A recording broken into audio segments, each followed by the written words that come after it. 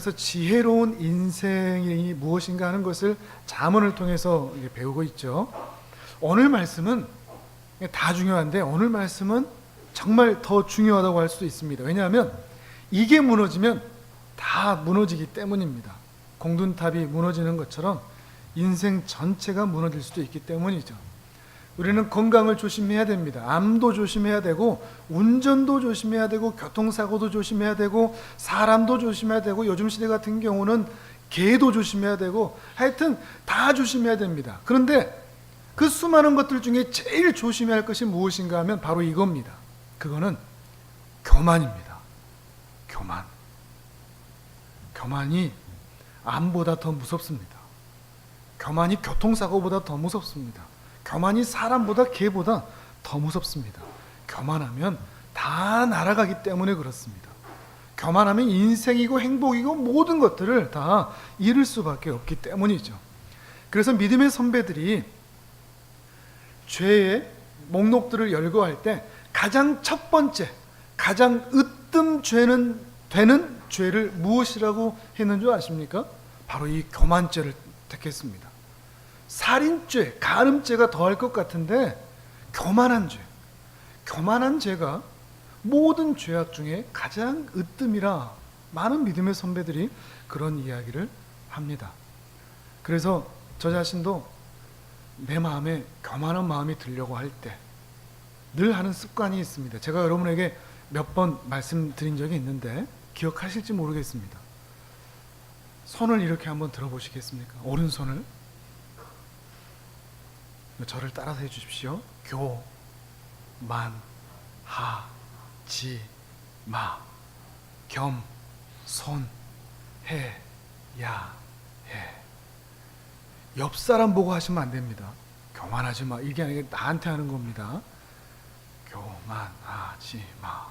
겸, 손, 해, 야, 해.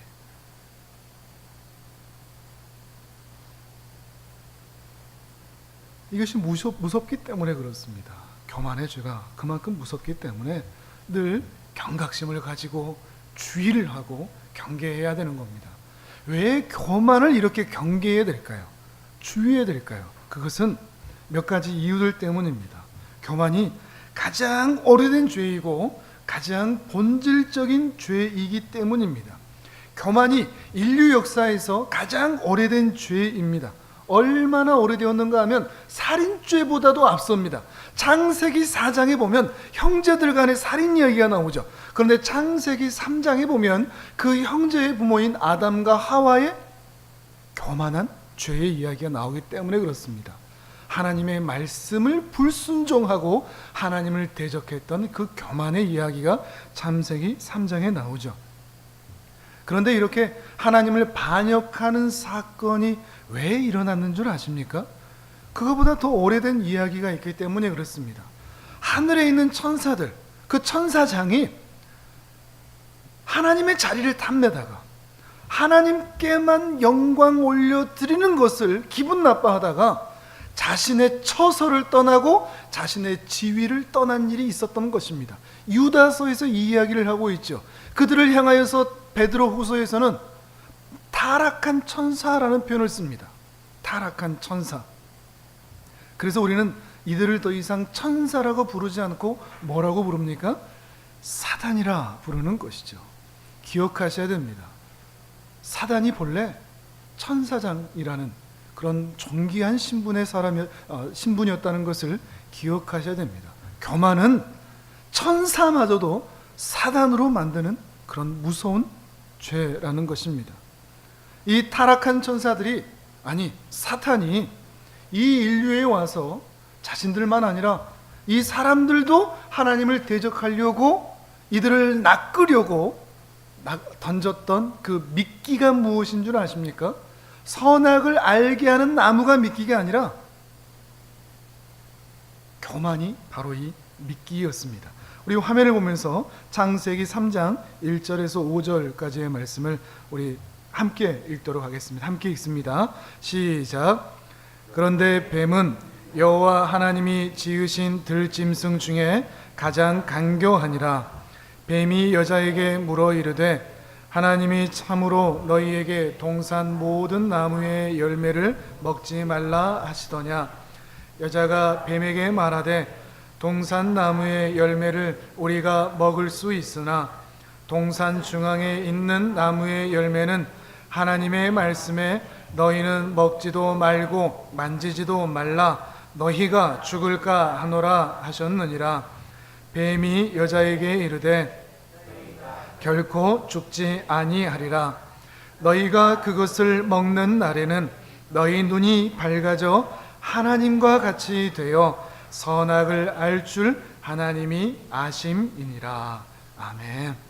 이 사단이 인간을 꼬드기기 위해서 던졌던 미끼는 하나님과 같이 되입니다. 선악을 알게 하는 나무의 열매를 먹으면 너희도 하나님과 같이 돼 라고 하는 그 미끼를 던졌을 때 사람들이 덥석 그것을 물어버리는 것이죠. 그날 이후로 모든 사람들에게는 교만의 인자들, 교만의 DNA들이 그들 사람 안에 흐르고 있는 것입니다. 그래서 교만이 가장 오래된 죄이고 본질적인 죄라고 하는 것이죠. 교만은 기고만장한 것을 말하는 것이 아닙니다. 말을 할 때 좀 거들먹거리면서 하는 것이 교만이 아닙니다.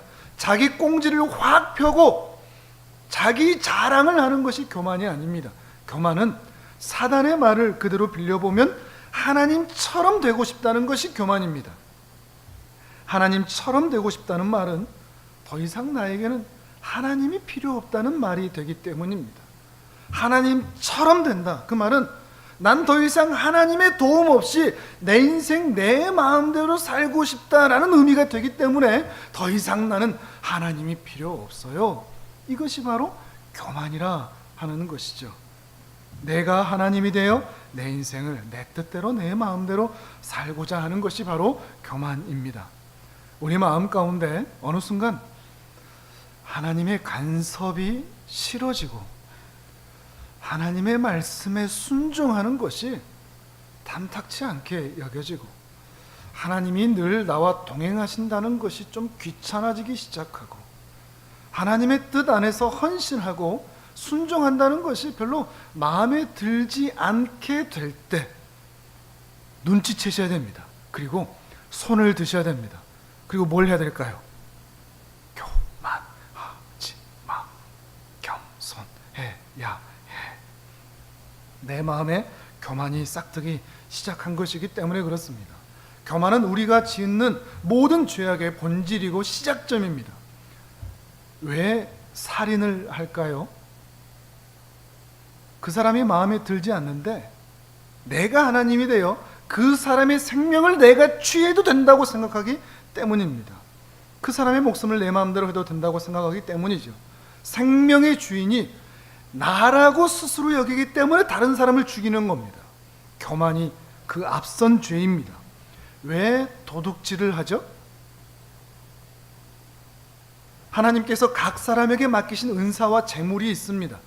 하나님께서 오늘 나에게 주신 그 제산의 양이 하나님께서 나에게 허락하신 제산의 양입니다. 그런데 하나님의 그 통치가, 하나님의 그 섭리가 마음에 들지 않습니다. 하나님은 왜 나한테 이만큼만 주셨나? 다른 사람에게는 왜 저만큼 주시는 것인가? 그러니 하나님의 그 다스림이 싫으니까 손대는 겁니다. 훔쳐서라도 하나님의 그 섭리를 무시해서라도 내 거를 더 늘리고야 말겠다는 마음이 있기 때문에 그 교만한 마음 때문에 도적질을 하는 것입니다. 왜 간음을 하죠? 하나님이 나에게 허락하신 이 여인, 이 남편, 하나님이 허락하신 그 섭리가 마음에 들지 않아서 왜 나한텐 이런 사람을 짝지어 주셨나? 그래서 다른 사람을 보기 시작하는 겁니다.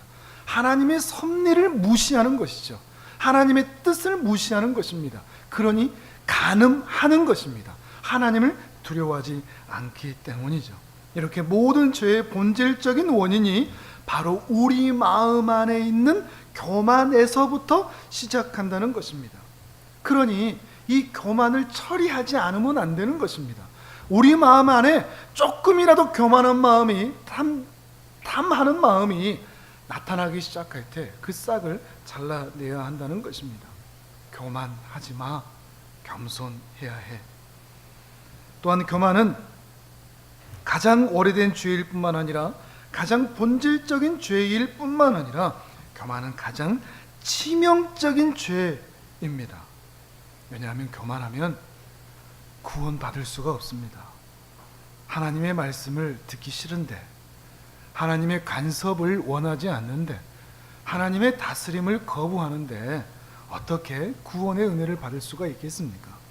내가 죄인이요, 내가 연약한 자여서 십자가의 은혜가 필요하다는 그런 마음을 전혀 가질 수가 없는데 어떻게 구원의 은혜를 받을 수 있겠느냐 하는 것입니다.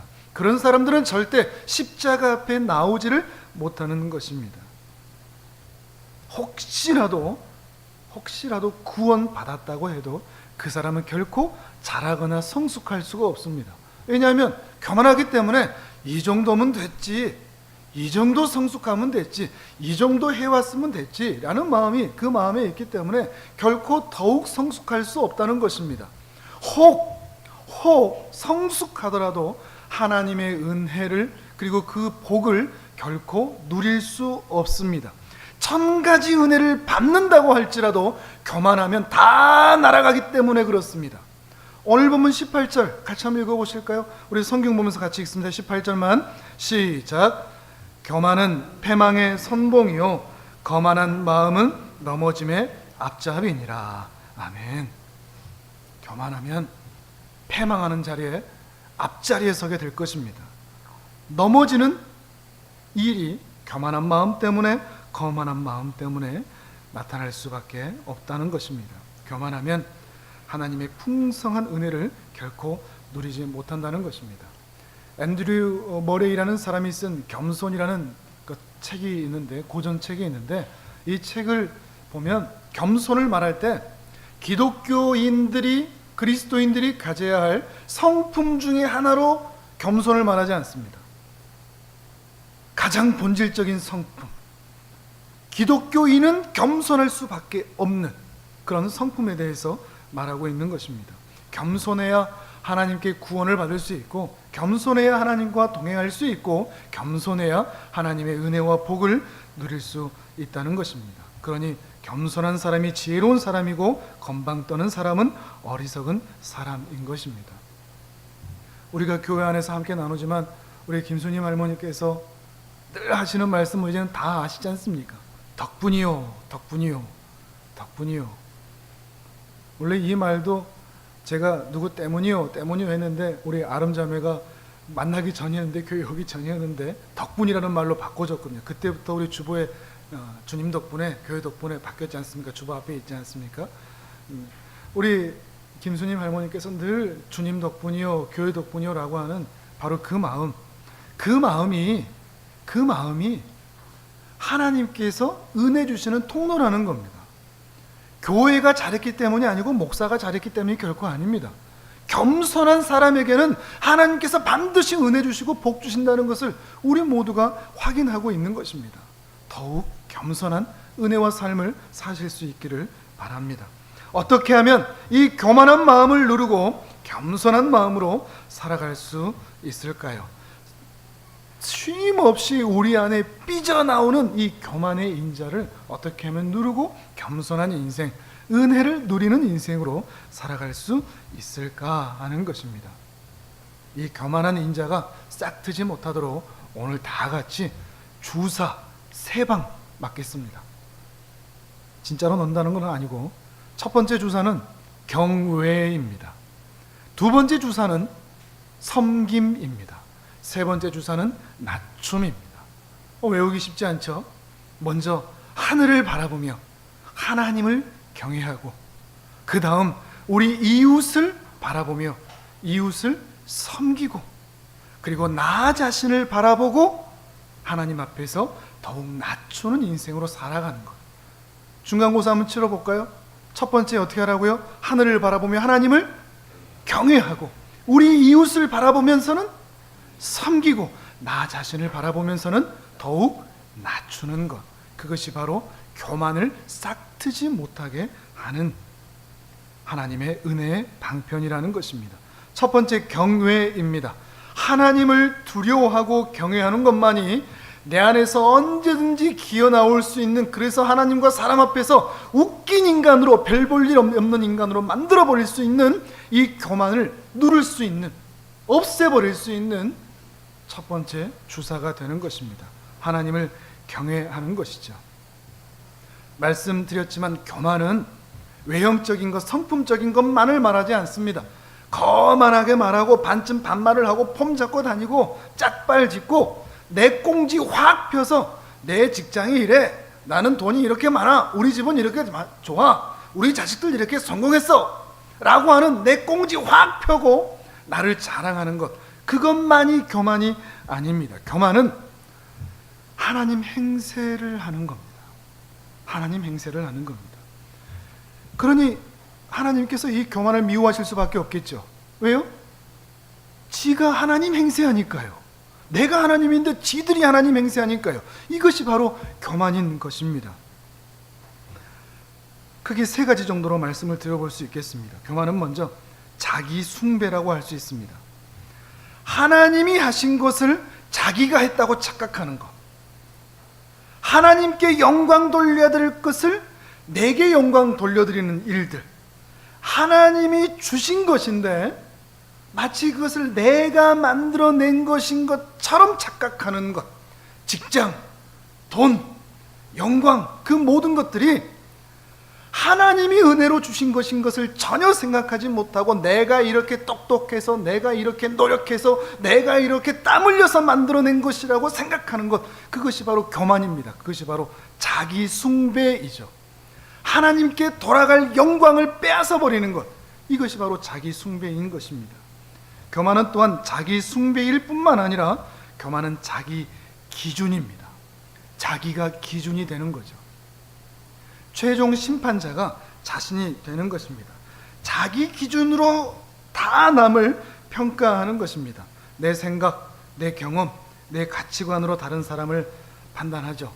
나보다 이쁘고 잘생겼으면 이쁜 사람, 나보다 못생겼으면 못생긴 사람, 나보다 키 큰 사람이면 키 큰 사람, 나보다 키 작으면 키 작은 사람, 모든 것이 다 내 중심이 됩니다.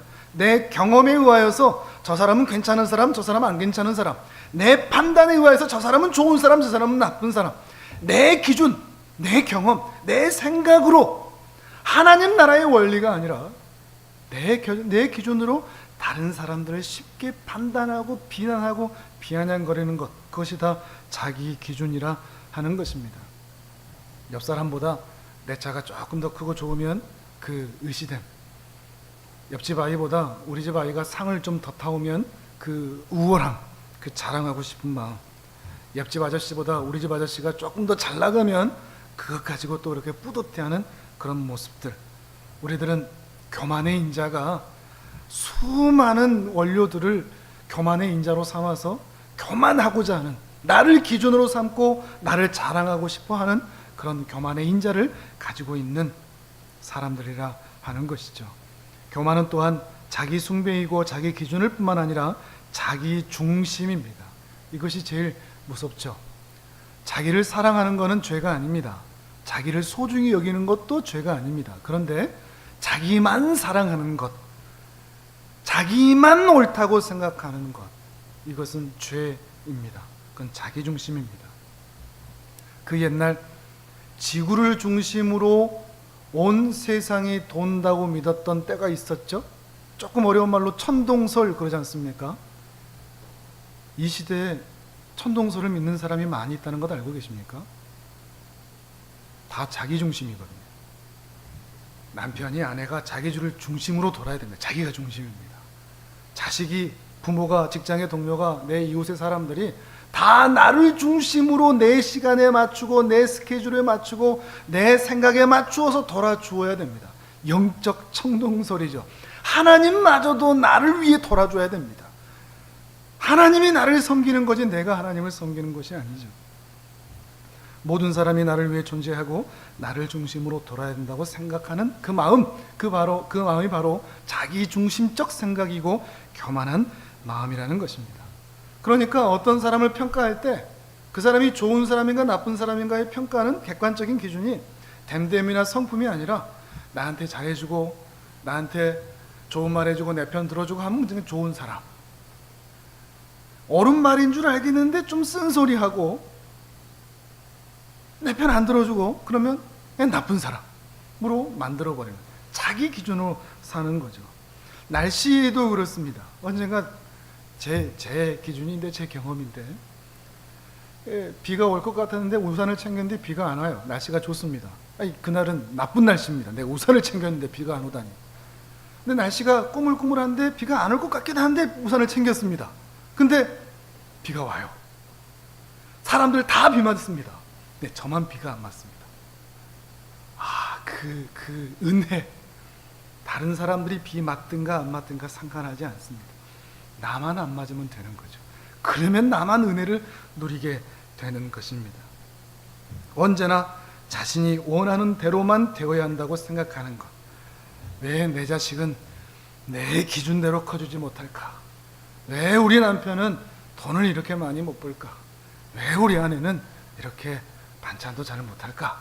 이런 생각들, 다른 사람을 위하여 내가 얼마나 헌신하고 섬기고 희생해야 할 것인가에 대해서는 깊게 생각하지 않습니다. 짧게 생각합니다. 했다고 생각합니다. 그러나 다른 사람이 나를 위해서 헌신하지 않은 것에 대해서는 10년, 100년이 갑니다. 그러니 100번 잘해줘도 한 번 못해준 것 때문에 그 사람은 나에게 못해준 사람이 되는 것이죠. 이것이 자기중심적인 삶을 살아가는 현대인, 우리 모든 죄인들의 모습이라는 것입니다. 또한 이것이 다 하나님 행세를 하는 것입니다. 갈등과 불화가 바로 거기에서 시작되는 거죠. 그런데 우리는 하나님이 아닙니다. 나에게 영광을 돌려서도 안 되고 내 생각이 기준이 되지도 않습니다. 내 판단이 그 사람을 옳게 판단할 수도 없습니다. 나 중심으로 세계를 돌도록 만들어서도 안 됩니다.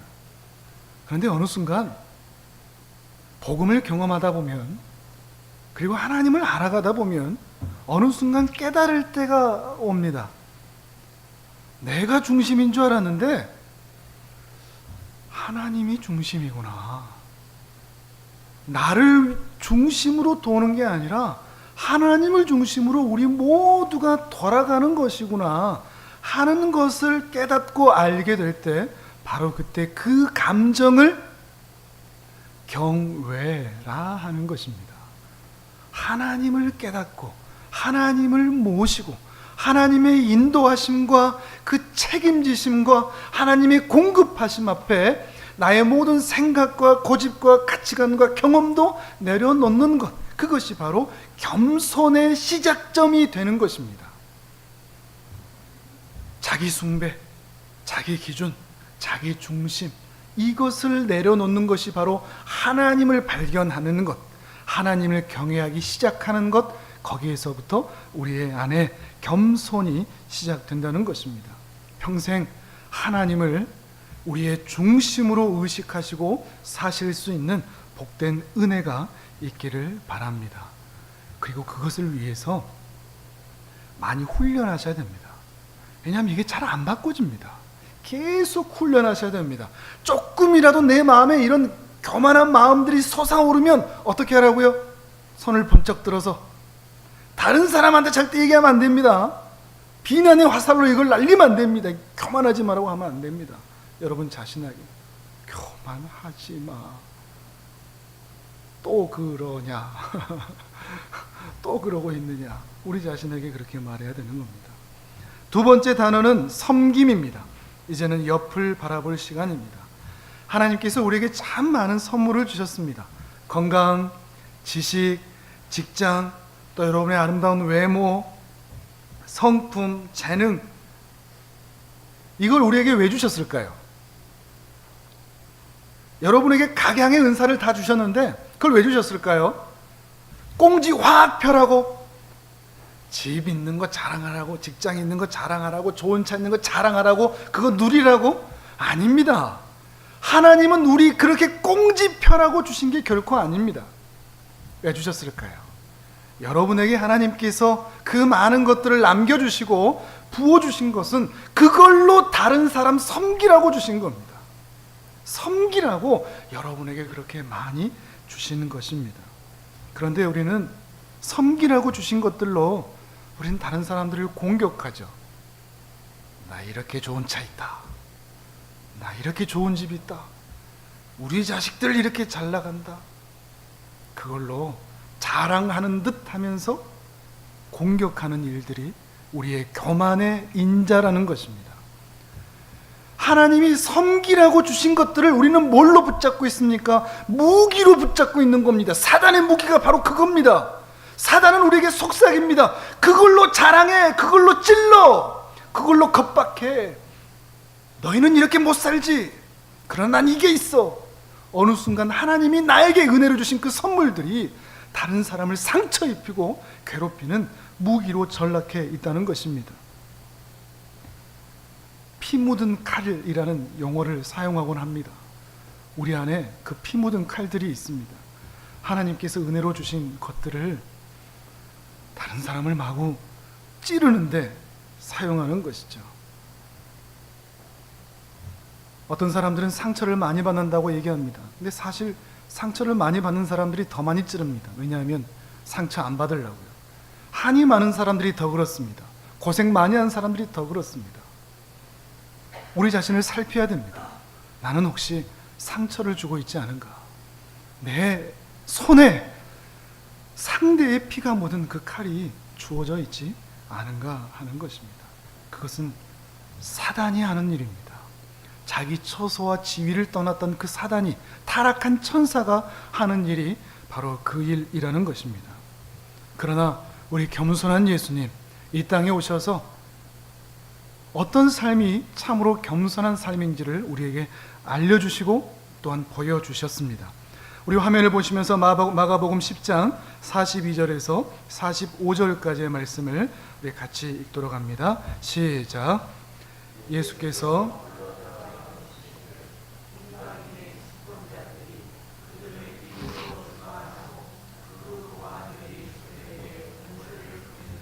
너희가 알거니와 너희 중에는 그렇지 않을지니 너희 중에 누구든지 크고자 하는 자는 너희를 섬기는 자가 되고 너희 중에 누구든지 으뜸이 되고자 하는 자는 모든 사람의 종이 되어야 하리라.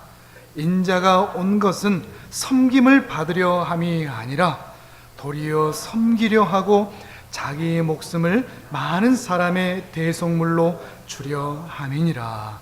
아멘. 하나님이신 예수님이 이 땅에 오셔서 야, 나 너희한테 섬김 받으러 온 거 아니다. 나 너희 섬기러 왔다. 내가 너희의 종이 되기 위해서 왔다.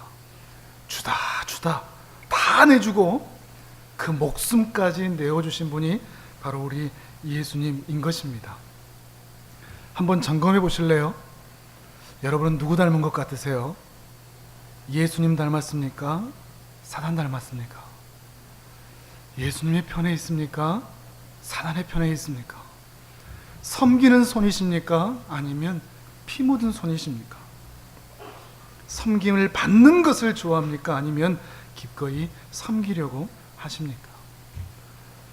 우리가 자연을 통해서 배울 게 참 많죠. 물을 한번 보십시오. 그 물이 산 꼭대기에 떨어지면 그 물은 산 꼭대기에서부터 물과 풀과 나무에 엄청난 양분들을 제공하고 밭에 내려와서 농부에게 또 그 벼의 농과 밭에 그것도 양분들을 제공하고 위에서부터 아래로까지 겸손하게 내려가다가 기어있는 가장 낮은 바다로까지 내려가죠. 그게 물의 인생입니다. 근데 하나님께서는 그 물을 들어 올리십니다. 하늘로 말이죠. 그리고 다시 산으로 허락하십니다. 이것이 하나님 나라의 원리입니다. 스스로 높아지고 하는 자를 하나님께서는 낮춰버리십니다. 그러나 스스로 겸손한 자를 하나님께서는 기어이 올리십니다. 이것이 하나님 나라의 귀한 원리라 하는 것입니다. 그러므로 하나님께서 우리에게 주신 각양의 은사들, 재능들, 물질들, 시간들, 이것들을 내 꽁지를 확 펴는데 이거 내 삶을 누리는 데만 쓸 것이 아니라 우리 주변에 있는 연약한 자들, 고아와 과부와 나그네와 같은 자들, 그 도움이 필요한 자들에게 나를 타고 흘러가도록, 그들에게 흘러가도록 그래서 그들에게 양분이 되도록 죽고 싶다 하던 사람들의 입에서 이제 살겠다, 이제 살 수 있겠다, 이런 말이 나오도록 양분이 되는 인생, 그것이 바로 우리 주위를 돌아보면서 섬길 때 가능한 것입니다. 하늘 창고 사역을 우리가 하는 이유가 거기 있습니다. 하늘 창고 사역이 우리의 주된 사역이 아닙니다. 하늘 품은 교회는 하늘 창고 사역 이게 아닙니다. 우리의 부가적인 아주 작은 한 부분입니다. 우리가 교만한 인자를 버리고 겸손한 마음으로 살아갈 수 있도록 하나님께서 우리 교회에 허락해 주신 귀한 사역인 것이죠. 우리는 하늘 창고 사역을 하면서 우리 자신을 돌아봅니다. 그리고 더욱 겸손하게 우리 자신을 낮출 수 있습니다. 그리고 우리의 작은 에너지와 재능과 은사와 시간과 물질을 통하여서 저 사람들 살았으면 좋겠다, 저 사람들이 희망을 가졌으면 좋겠다, 그런 마음으로 이 섬김을 하는 것이죠. 그러면 교만해지지 않을 수 있습니다. 하늘을 바라보면서 하나님을 경외하고 이웃을 돌아보면서 이웃을 섬길 때 우리는 교만해지지 않을 수 있다는 것입니다. 마지막 세 번째입니다. 세 번째로는 낮춤입니다. 나 자신을 들여다보면서 우리는 더욱 낮추어야 합니다. 우리 19절 말씀, 오늘 보면 19절 말씀 성경책을 보면서 우리 같이 읽습니다. 19절 시작. 자와 함께하여 마음을 낮추는 것이 교만한 자와 함께하여 탈취물을 나누는 것보다 나으니라. 아멘. 마음을 낮추는 것, 이것이 필요합니다. 마음을 낮추어야 됩니다. 탈무드에 이런 말이 기록되어 있습니다. 파리 한 마리도 인간보다 먼저 지어졌다는 것을 생각하면 인간은 그다지 교만해지지 않을 텐데. 파리가 우리보다 먼저 창조되었다는 것을 알고 계십니까? 만물 중에 우리 후배가 없습니다. 다 우리 선배님들입니다. 파리, 모기 함부로 죽이지 마십시오. 함부로 때리지 마시고 선배님 죄송합니다 이렇게 하면서 하셔야 됩니다. 교만한 마음을 내리라는 거죠. 겸손한 마음으로 우리 피조물 중에 우리가 막내라는 그런 인식을 가지라는 것입니다. 바로 거기에서부터 다른 사람을 나보다 낮게 여기는 마음이, 빌립보서 2장에 있는 말씀처럼 나보다 낮게 여기는 마음이 드는 것입니다. 그런데 우리는 다른 사람을 나보다 낮게 여겨야 되는데 다른 사람을 나보다 낮게 여기죠.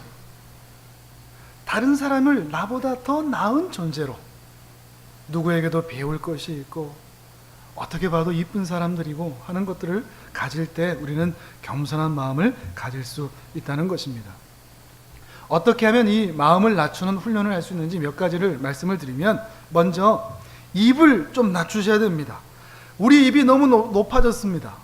맛집들도 많이 생기고 입도 고급이 되면서 그냥 집에서 먹는 엄마가 해준, 또 아내가 해준 반찬에는 감격의 눈물을 흘리지 않습니다.